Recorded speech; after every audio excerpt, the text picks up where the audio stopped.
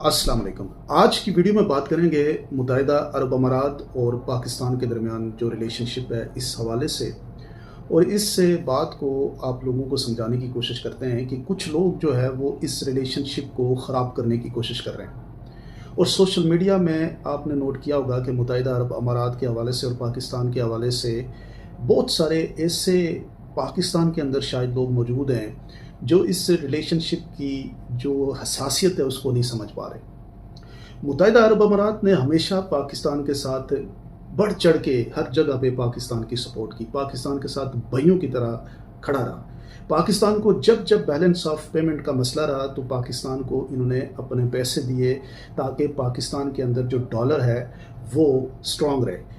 आपको याद होगा कि खान साहब के दौर में भी 1 से 3 बिलियन डॉलर उन्होंने रखे थे। इस दफ़ा भी 2 बिलियन डॉलर उन्होंने दिए ताकि आपकी जो करेंसी है, आपका जो डॉलर है वो मजबूत रहे।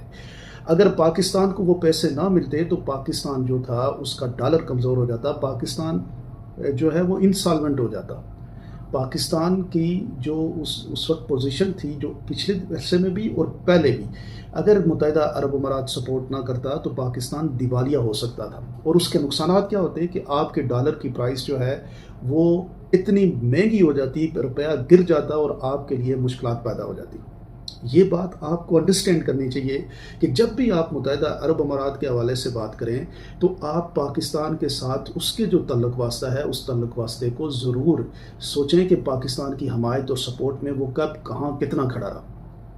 ये कोई एक आध एपिसोड की बात नहीं है। और दूसरी जो सबसे इम्पोर्टेंट बात है वो ये है कि मुत्तहिदा अरब अमारात के अंदर जो पाकिस्तानी हैं, तकरीबन 10 से 15 लाख पाकिस्तानी मुत्तहिदा अरब अमारात के अंदर काम कर रहे हैं। और वो 2 वे ट्रैफिक है, वहाँ पे उनको अच्छी सैलरी मिलती है, जॉब में वो पाकिस्तान के अंदर रेमिटेंस भेजते हैं, लेकिन मुत्तहिदा अरब अमारात की तरक्की में भी वो अपना किरदार अदा करते हैं।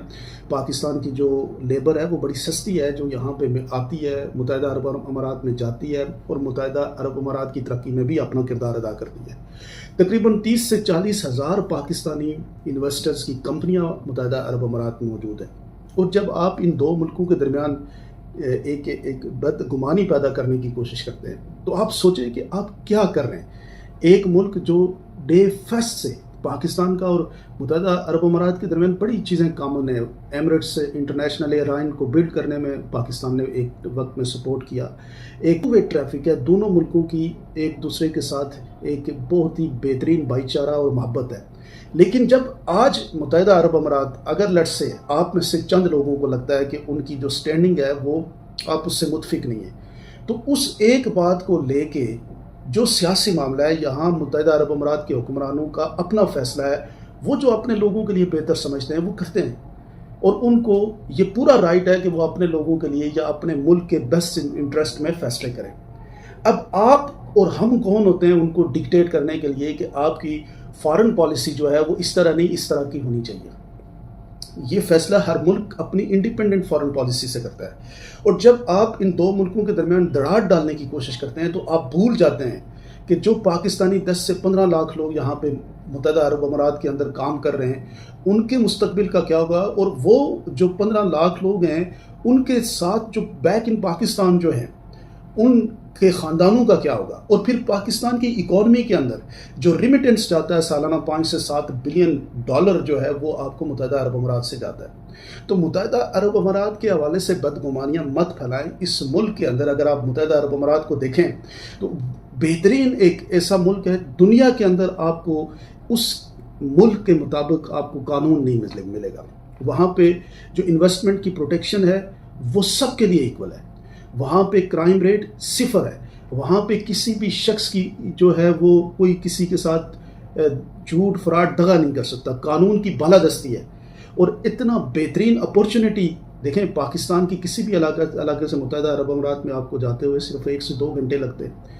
और वहाँ पे बेशुमार पाकिस्तानी मुत्तहिदा अरब अमारात की तरक्की के अंदर भी और अपने लोगों के लिए भी और अपने मुल्क के लिए भी बड़ा बेहतरीन किरदार अदा कर रहे हैं। तो क्यों हम लगे हुए हैं ऐसी बदखोइयाँ करने पे जिसकी वजह से आप ये समझ रहे हैं कि मुत्तहिदा अरब अमारात के अंदर पता नहीं क्या कोई तूफ़ान आ गया है। कुछ भी नहीं है। मुत्तहिदा अरब अमारात अभी भी खड़ा है بے شمار لوگوں کے لیے اپورچونٹی کی جگہ ہے، بہترین ملک ہے دنیا کے اندر اس وقت. نہ یورپ میں کوئی آپ کو دوسرا ملک نہیں ملے گا جہاں پہ قانون کی بالادستی جس طرح سے متحدہ عرب امارات نے دی ہے اس طرح کی ہے.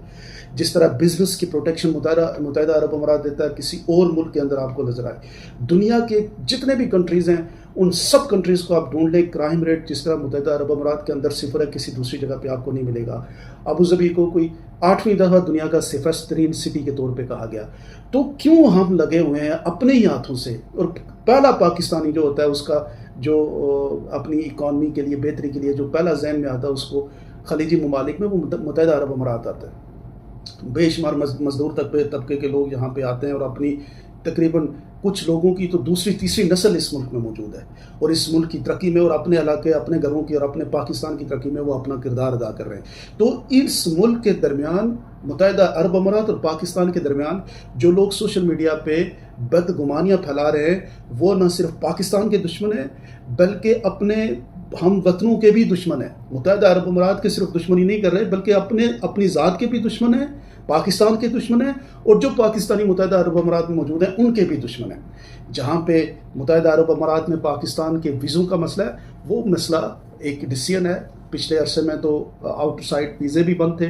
ابھی کوئی چیزیں بتائی جا رہی ہیں کہ شاید ویزوں کے اندر کچھ لوگوں کی ریجیکشن آ رہی ہے لیکن وہ کوئی لانگ ٹرم ریجیکشن نہیں ہے. ود ان دا کنٹری شاید انہوں نے کوئی سسٹم کے اندر اپڈیٹ کر رہے ہوں تو آپ کو کچھ چیزیں نظر آ رہی ہوں لیکن وہ ساری چیزیں ود دی ٹائم بہتر ہو جائیں گی.